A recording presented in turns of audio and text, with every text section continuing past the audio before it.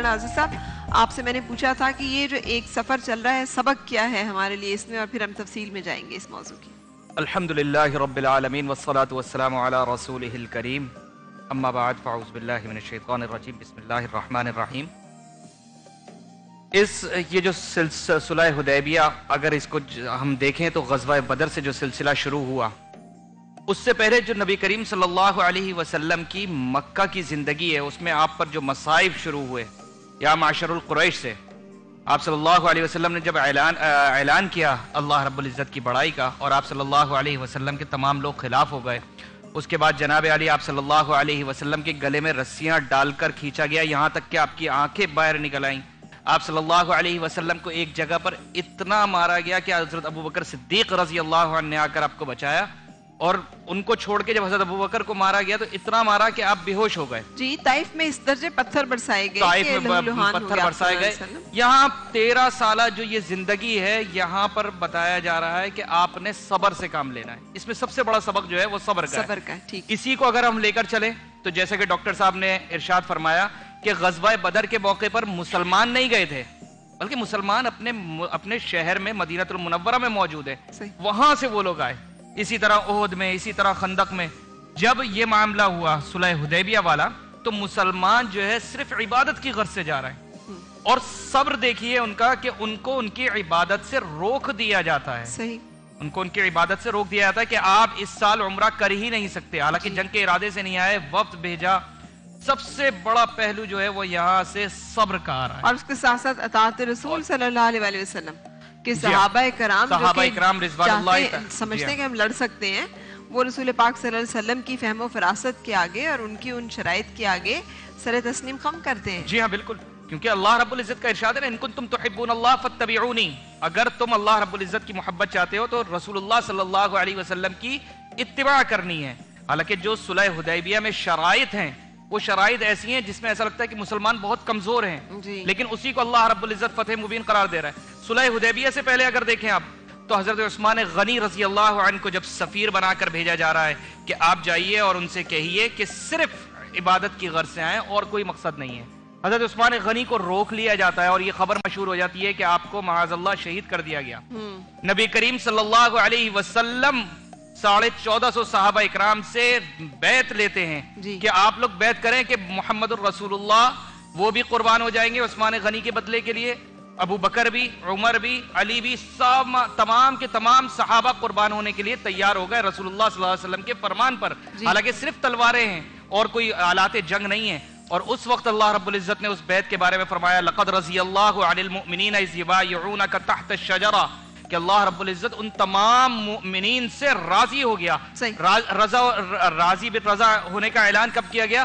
جب ان سب نے نبی کریم صلی اللہ علیہ وسلم کے ہاتھ پر اطاعت کر دی. لیکن یہاں پہ تھوڑا سا بعض احادیث کے مطابق شہادت حضرت عثمان غنی کی خبر نہیں، بیعت رضوان جو ہے اس سے پہلے ہی رسول پاک صلی اللہ علیہ وسلم نے لی. خبر جو ہے وہ شاید اس کے بعد نہیں، خبر پہلے مشہور ہوئی تھی. آپ نے بیعت لینی شروع کی تو درمیان میں پتہ چلا کہ وہ شہید نہیں ہوئے، لیکن آپ صلی اللہ علیہ وسلم نے بیعت روکی نہیں، کیونکہ آپ صلی اللہ علیہ وسلم یہ بات جانتے تھے کہ ایک وقت آئے گا کہ عثمان غنی رضی اللہ عنہ کو مظلومانہ شہید کیا جائے گا. اور وہ ہوا کہ حضرت عثمان غنی پر 40 دن تک پانی اور کھانا پینا سب بند کیا گیا، اور حضرت عثمان غنی کو مدینہ المنورہ میں مظلومانہ شہید کیا گیا. حضرت علی نے بار بار اجازت چاہی کہ میں جو ہے ان کے خلاف کھڑا ہوں، لیکن عثمان غنی کا فرمان تھا کہ میں وہ حکمران بننا نہیں چاہتا جس کی وجہ سے مدینہ المنورہ کی گلیاں. اب چونکہ ہم زیادہ تفصیل میں جائیں گے اس لیے میں یہاں پہ آپ کی اجازت سے تھوڑی دیر کے لیے ڈاکٹر بلقیس آپ کیا بتا رہی ہیں؟ میں جس سے بتا چکی تھی واٹس مسے یا واٹس دو الگ چیزیں ہیں، لیکن وائرل بھی ہوتے ہیں. جیسے بعض اوقات دیکھتے ہیں کہ یہاں پہ ایک نکلتا ہے تو نکلتا چلا جاتا ہے، ٹھیک ہے، جنہیں چوہیاں بھی کہتے ہیں اور جی مسے بھی کہتے ہیں، گوشت کی طرح ابھر جاتے ہیں، وہ ایسے اٹھائیں تو ابھر ہوتے ہیں. ہاں ابھر جاتے ہیں. اچھا، اس میں ایک چیز کا خیال رکھیں کہ بعض ایسے مسئلے ہوتے ہیں جو کینسرس ہو سکتے ہیں، ٹھیک ہے، اس میں پین بھی ہوتا ہے اور ان کی کچھ مخصوص جگہیں ہوتی ہیں جہاں پہ کینسر کے بھی ہوتے ہیں. تو آپ کبھی کٹوانے یا جلانے کہیں پر بھی جائیں تو پہلے اپنا ٹیسٹ، جگہ ہے यहाँ पर भी अक्सर इधर भी होते हैं, कहीं लिफ्ट नोट्स अगर बन जाए तो वहाँ हो जाते, उसमें पेन होता है, उसमें पस भी आ जाती, बहुत सारी चीजें होती है। तो कोई भी इसकी निशानी होती है, कोई भी मसा जो है वो अगर बढ़ रहा है, जी बिल्कुल, रंग तब्दील कर तो रहा है, आप उसको लाइट ना लें, उसके लिए फौरी तौर पे डॉक्टर के पास जाए। या ये जो वायरल होते हैं ना वो निकलते चले जाते हैं। अच्छा, इंटरनली इसका इलाज है कि पपीते का इस्तेमाल ज्यादा करें। पनीर बूटी, पनीर बूटी जो है 7 दाने आप रात को भिगो दें, सुबह खाली पेट इनका पानी या दिन में 2 से 3 बार पानी पनीर बूटी का पिए, ठीक है। इससे भी मस्से खत्म होते हैं, ठीक है। और पनीर बूटी तो वैसे भी शुगर के लोगों के, शुगर पेशेंट्स के लिए बहुत अच्छी है। जी जी, शुगर पेशेंट्स इसको कैसे इस्तेमाल करें जो डायबिटिक है? 2 से 7 दाने जो है उसको ऐसे मसल के गर्म पानी में डाल दें, ठीक है, और सुबह निहार पेट उसका पानी पी लें। और जो वो उसके अंदर मसला हुआ पड़ा हुआ है उसको, वो सब उसको फेंक दें। अच्छा, ये पीने से डायबिटिक कंट्रोल में, डायबिटीज के कंट्रोल में बड़ी मदद मिलती है। अच्छा, अब दूसरा जो घरेलू टिप्स हैं जिससे आप इसको दूर कर सकते हैं, वो देखिए मैंने आलू का छिलका उतारा है मोटा मोटा। हाँ, अब इसको थोड़ा सा मैं हल्का सा इस तरह मार के, ठीक है। आलू मीठे होते हैं, कभी नमकीन होते हैं, कोई भी आलू चलेंगे, कोई भी आलू है वो चल जाएंगे, ठीक है। अब इस पे मैं लगाऊंगी कैस्टर ऑयल, सही, थोड़ा सा जैसे ना कैस्टर ऑयल, ठीक है, सही है। अब जहां आपके मस्से हैं वहां पे आप इसको रब करें, सही है। आप उसको अच्छी तरह रब करें, बिलीव करें इससे बहुत ज्यादा फर्क पड़ता है। इवन कैस्टर ऑयल जो है उससे भी फर्क पड़ता है, लेकिन आलू जब उससे मिल जाता है तो आपको दिनों में रिजल्ट मिलता है। सही।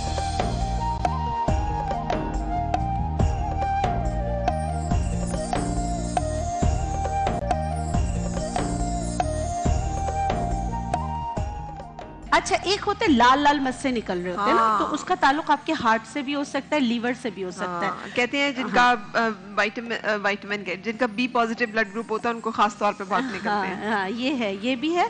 अच्छा, उनके लिए ये कि अगर लाल मस्से निकल रहे हो तो आपने प्याज को काटा, अगेन इसका थोड़ा सा रस निकालने के लिए ये किया, इसमें हल्का सा नमक डाला, अच्छा, ठीक है, नमक लगाया।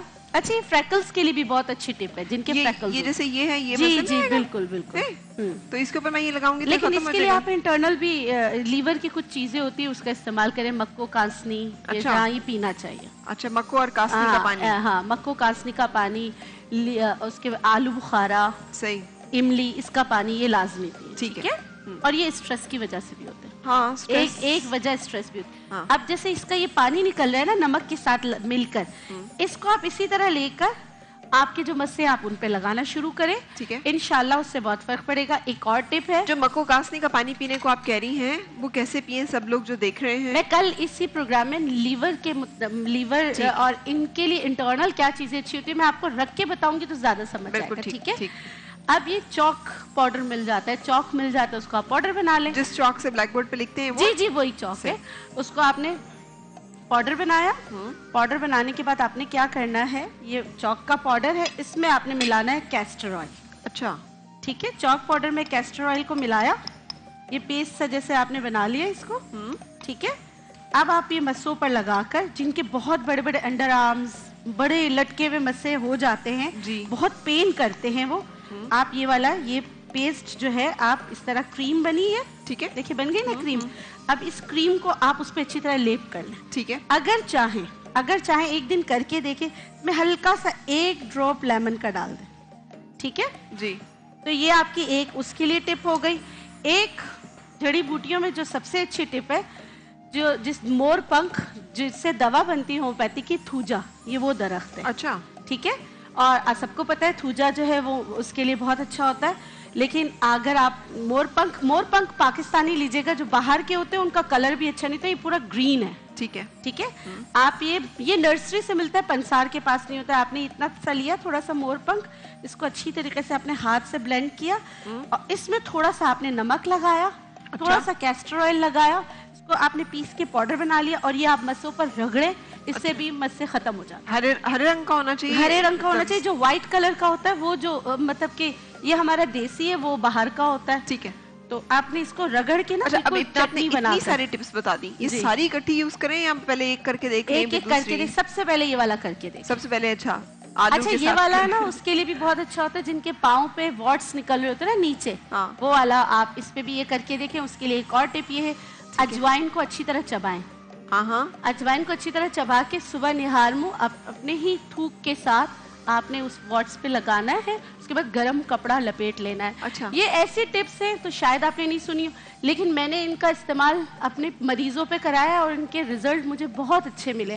लेकिन फिर मैं आपको कह रही हूँ, मस्से अगर उसमें दर्द हो रहा है, वो बढ़ रहा है, उसमें बाल आ रहे हैं, उसमें सुर्खी आ रही है, तो घर में टिप्स ना इस्तेमाल करें, हालांकि ये बेज़रर है। हाँ, फौरी तौर पर डॉक्टर के पास जाएं, क्योंकि स्किन कैंसर की एक छोटी सी अलामत हो सकती है। और वो टिप ऑफ आइसबर्ग होता है ना, बाजू का ऊपर से देखने में छोटा सा एक मसा होता है, नीचे लेकिन बहुत अंदर उसकी फैल चुका होता है और आप जिंदगी गवा सकते हैं। हाँ, तो इसलिए बहुत जल्दी इसमें करनी चाहिए अगर इस तरह का कोई मामला। Thank you so much. कुछ और रह तो नहीं गया? नहीं, सब हो सही। गया। रेहान भाई, आप यहाँ मौजूद हैं, तो आपने कल एक कलाम बहुत ही शानदार पढ़ा था और मुझे तो लोगों ने फोन कर करके कहा कि हमने दोबारा सुनना है, लेकिन आपकी मर्जी, अब आप वो सुनाना चाहें हमें या कोई और कलाम सुनाना चाहें।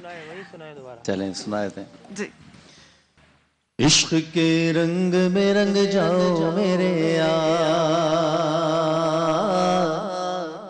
इश्क के रंग में रंग जाए जब अफकार तो खुलते हैं गुलामों पे वो असरा के रहते हैं वो तौसीफ व सनाए शहे अबरार में हर लहजा गोहरबार, वरना वो सैयद आली नसबी, हाँ वही उम्मी लक़बी हाशमियों मुत्तलबियों अरबियों क़रशियों मदनी, और कहाँ हमसे गुनहगार।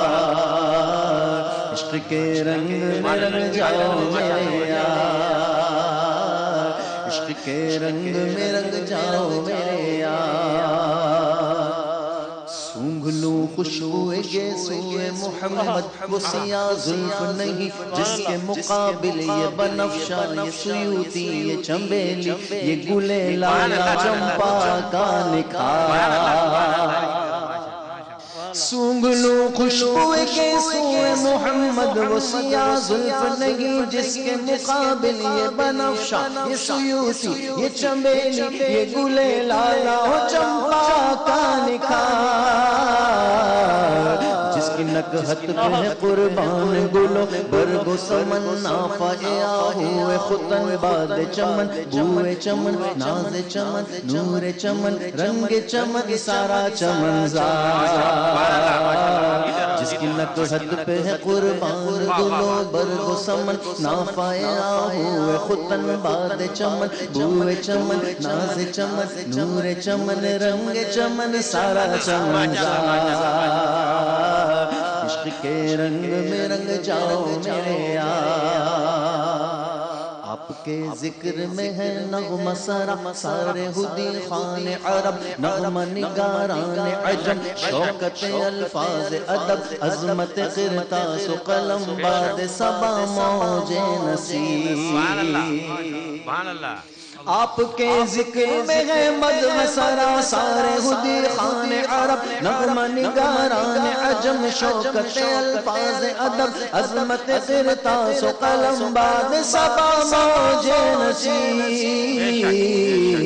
दहने बुलबुल शीरी लहने कुमरियों तूती शब महताब सितारे मलको हूर जिना जिनकी नवाओं में दुरूदों का हिसाब।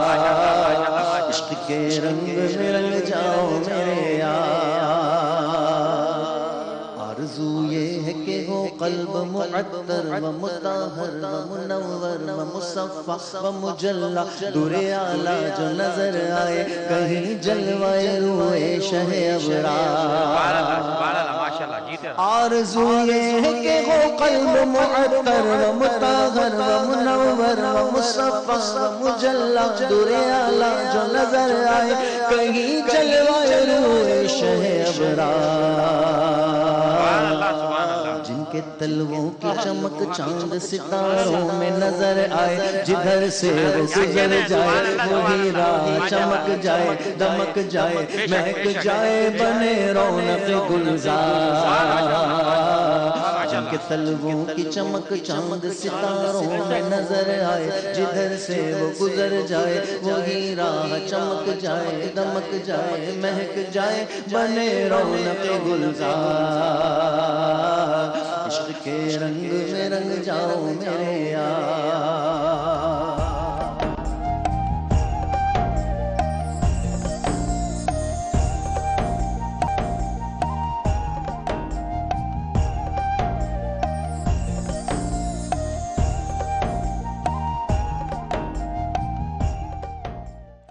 خوش آمدید. رمضان عشق ہے سری ٹرانسمیشن اور آج ہم بات کر رہے ہیں فتح مکہ کے اوپر جو کہ آج کے دن ہوئی تھی. اللہ تعالیٰ نے مسلمانوں کو وہ نصرت وہ کامیابی عطا کی تھی جس کا آغاز فتح مبین سے ہی ہو گیا تھا صلح حدیبیہ سے. آج اس کے جو پیغامات ہیں وہ ہم ڈسکس کر رہے ہیں, لیکن اس سے پہلے ہمارے چونکہ دسترخوان پہ بات ہو رہی تھی تو میں آپ کے سامنے بہت سارے لوگوں کے لیے ہاسپٹلس میں آج کل بہت سارے لوگ تیزابیت کے شکایت کے ساتھ جا رہے ہیں جن کو گرمی یا معدے میں تیزابیت کا مسئلہ ہو رہا ہے روزے رکھنے سے. ثابت اسپغول اور بی دانہ, سفر جل کا جو دانہ ہوتا ہے بی دانہ کے نام سے مارکیٹ میں مل جاتا ہے, دونوں کو ہم وزن رکھ لیں, اس میں سے 1 چمچ رات کو آدھے کپ پانی میں بھگو دیں, صبح وہ گوند جیسا بن جائے گا, اس میں پانی ڈال کے پہلے وہ پی لیں, سحری سے پہلے پی لیں, انشاءاللہ پورے دن تیزابیت نہیں ہوگی. اچھا انشاءاللہ.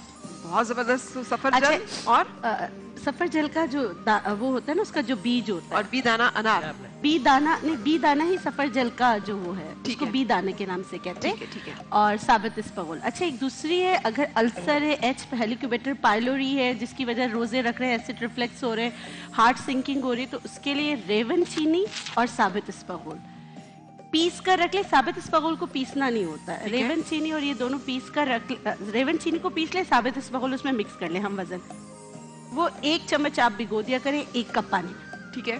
اب وہ پی لیں. آپ یقین کریں ایچ پائلوری میں بھی بہت فائدہ ہوگا, اور جیسے لوگ کہتے ہیں نا کہ گھبراہٹ ہو رہی ہے, بہت بار سینے میں جلن ہو رہی ہے, ڈکار آ رہے ہیں. اچھا اس کے علاوہ ایک اور ہوتا ہے, پورا دن تیزابیت کی وجہ سے آپ کی آنتیں جلتی رہتی ہیں اور ایسڈ ریفلیکس ہوتے رہتے ہیں. آپ یہ ٹپ کیجئے, انشاءاللہ آپ کو فرسٹ ڈے میں ہی فرق پتہ چل جائے گا, پہلے دن سے.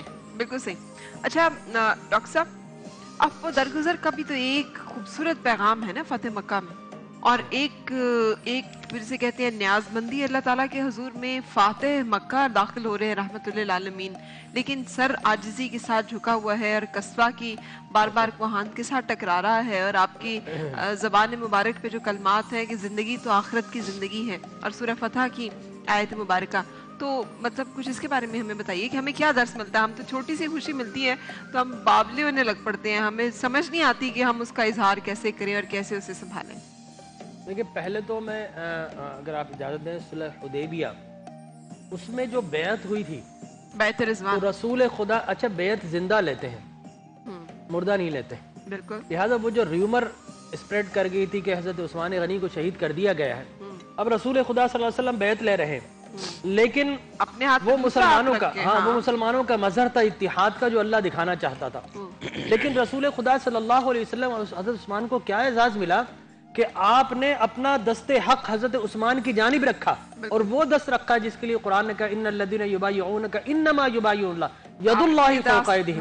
تو حضرت عثمان غنی پوری زندگی اس بات پر رشک کرتے رہے, اور حضرت عثمان غنی کی عقیدت, محبت اور ایمان دیکھیے. جب وہ مکہ آتے ہیں, مشرکین مکہ کہتے ہیں کہ ان کو تو ہم عمرہ نہیں کرنے دیں گے, لیکن عثمان چونکہ مالدار بھی تھے, انہوں نے کہا کہ عثمان آپ آ گئے, اب کعبۃ اللہ سامنے موجود, آپ آ ہی گئے ہو تو آپ جاؤ عمرہ کر لو, طواف کر لو. حضرت عثمان غنی رضی اللہ تعالیٰ عنہ کی قوت ایمانی اور عشق ایمانی جوش مار رہی تھی. انہوں نے کہا ما کنت افعل حتی یطوف به رسول اللہ, خدا کی قسم کعبہ موجود ہے, منع بھی نہیں کیا گیا, تقاضا بھی سارا موجود ہے, حالت احرام میں بھی ہوں, لیکن جب تک میرے نبی طواف نہیں کریں گے عثمان ہرگز طواف نہیں کریں گے. اور رسول پاک صلی اللہ علیہ وسلم تک یہ خبر بھی پہنچی کہ شاید عثمان غنی رضی اللہ تعالیٰ عنہ نے طواف کر لیا, تو آپ صلی اللہ علیہ وسلم نے بھی یہی کہا کہ مجھے لگتا ہے کہ وہ ایسا نہیں کریں گے. چنانچہ یہ صلح حدیبیہ کا موقع, ایک موقع پہ پانی ختم ہو گیا مسلمانوں کے پاس. حضور اکرم صلی اللہ علیہ وسلم نے کہا پانی کا برتن لے کر آؤ. آپ لائے, اور آپ نے جب اپنی انگلیاں مبارک اس برتن میں رکھی تو پانی کے چشمے جاری ہو گئے. اور حضرت جابر بن عبداللہ رضی اللہ تعالیٰ عنہ سے کسی نے پوچھا کہ اے جابر لوگ کتنے تھے؟ آپ نے فرمایا تیرا سوال غلط ہے, یہ پوچھتا ہے کہ لوگ کتنے تھے, یہ پوچھ کے پانی کتنا تھا. اگر 1 لاکھ بھی ہوتے تو ان کے لیے بھی کافی و شافی تھا. تو یہ سارے وہ مناظر دیکھے جب صلح حدیبیہ پر معاہدہ ہو گیا جائے, اس میں لکھا تھا کہ ہمارا آدمی تمہارے پاس چلا جائے تم واپس نہ کرنا, اور ہمارا اگر تمہارے پاس چلا جائے گا تمہیں واپس کرنا ہوگا. بظاہر ایسا لگتا کہ دب کر کیا. حضرت عمر بن خطاب رضی اللہ تعالیٰ عنہ ظاہر جلال میں تھے, لیکن حضرت ابو بکر صدیق جو کہ مزاج شناس تھے, تھوڑا سا مکالمہ بھی تھا. حالانکہ حضرت عمر بن خطاب رضی اللہ تعالیٰ عنہ اس میں شرمسار رہے ساری زندگی, بہت سے صدقات کیے, غلام آزاد کیے, لیکن اس کے باوجود کتنا فریڈم ڈائلاگ تو کیا نا آقا کے ساتھ کہ یا رسول اللہ کیا آپ اللہ کے رسول نہیں ہیں, نعوذ باللہ, کیا ہم مسلمان نہیں ہیں. نام کاٹا گیا نا, وہ نام کاٹا گیا, وہاں پر محمد بن عبداللہ لکھا گیا. پھر ہم دب کے حضرت اپنے علی نے دین میں انکار کیوں کر رہے؟ دیا عملاً, حضرت عمر بن خطاب رضی اللہ تعالیٰ عنہ نے اظہار کیا, انہوں نے عمل کر کے دکھایا کہ رسول کا نام میں کاٹنے کے لیے تیار نہیں ہوں. لہذا یہ استفسار تھا اس وجہ سے کہ بظاہر یہ لگتا تھا کہ دب کر کیا, لیکن اللہ نے اسے فتح مبین قرار دیا. حضرت ابو بکر صدیق رضی اللہ تعالیٰ عنہ نے کہا کہ جو رسول نے فیصلہ کر دیا وہی حق ہے, وہی سچ ہے. اب صورتحال یہ سب حالت احرام میں, اب یہ تصور ہی نہیں تھا کہ بغیر طواف کیے احرام اتار دیں. لیکن حضرت ام سلمہ رضی اللہ تعالیٰ عنہ نے کہا حضرت عائشہ صدیقہ نے کہ یا رسول اللہ آپ اپنے بال مبارک کٹوا لیجئے, آپ حلق کروا لیجئے, آپ کو دیکھ کر سب کچھ صحیح ہو جائے گا. لہٰذا آپ نے ایسا ہی صحابہ کیا. کرام نے خاموشی اختیار کی جب آپ نے کہا احرام کھول دیں اور قربانی کی جانور ذبح کریں تو صحابہ کرام خاموش وہ ہو گئے, اصل آپ میں رنجیدہ دراصل ہوئے. امتحان تھا, اسی لیے اللہ نے فرمایا لقد غضی اللہ علی المؤمنین اذ یبایعونک تحت الشجرہ, کہ جس درخت کے نیچے مسلمانوں اتحاد و اتفاق کی ایک بیعت لی ہے اس بیعت رضوان سے رب راضی ہو گیا.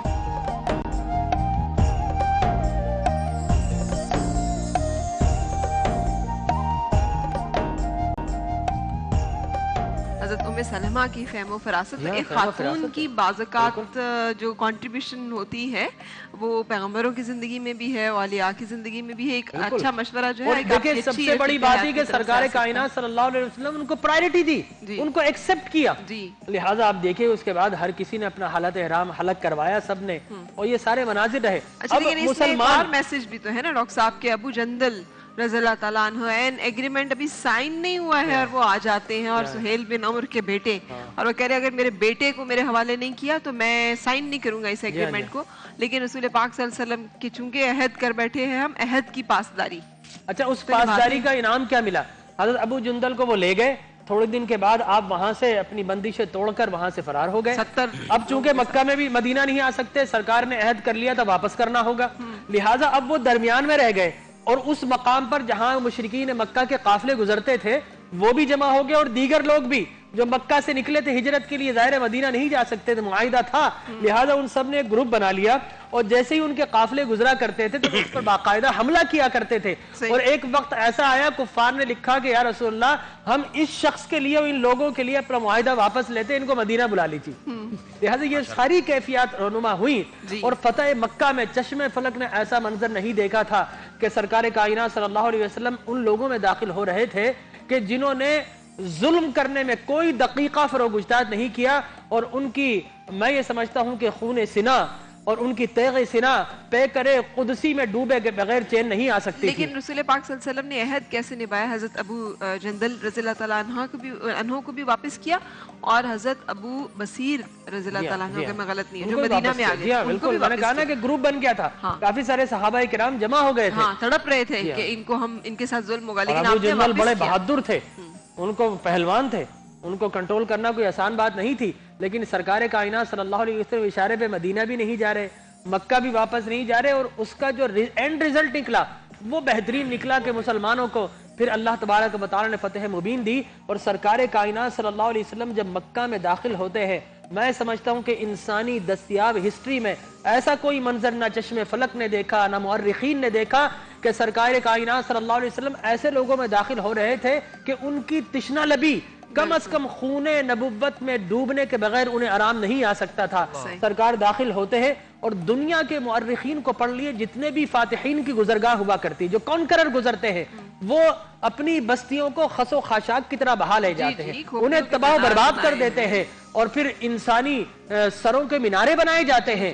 لیکن سرکار کائنات صلی اللہ علیہ وسلم فتح مکہ داخل ہوتے ہیں, اونٹ کجاوے سے سر مبارک لگا ہوا ہے, فرماتے لا تثریب علیکم اليوم, آج کے دن کسی سے کوئی بدلہ نہیں, کوئی ملامت نہیں, آج جو کعبہ میں داخل ہو جائے اس کے لیے امان ہے, جو گھر کے دروازے بند کر لے اس کے لیے امان ہے, اور جو بدترین دشمن اسلام ابو سفیان کے گھر میں پناہ لے لے, آج کے دن اللہ کا نبی اس کو بھی امان دے. آپ یہ دیکھیے کہ اس میں چاہوں گا کہ حضرت عثمان جب نبی کریم صلی اللہ علیہ وسلم ہجرت کے لیے تشریف لے جا رہے تھے, تو عثمان ابی طلحہ بن طلحہ وہ جو ہے اس کے پاس کعبے کی چابیاں تھیں, اور اس نے نبی کریم صلی اللہ علیہ وسلم کو کعبہ کھولنے نہیں دیا کہ ابو جہل کا وہ نہیں, اجازت نہیں ہے.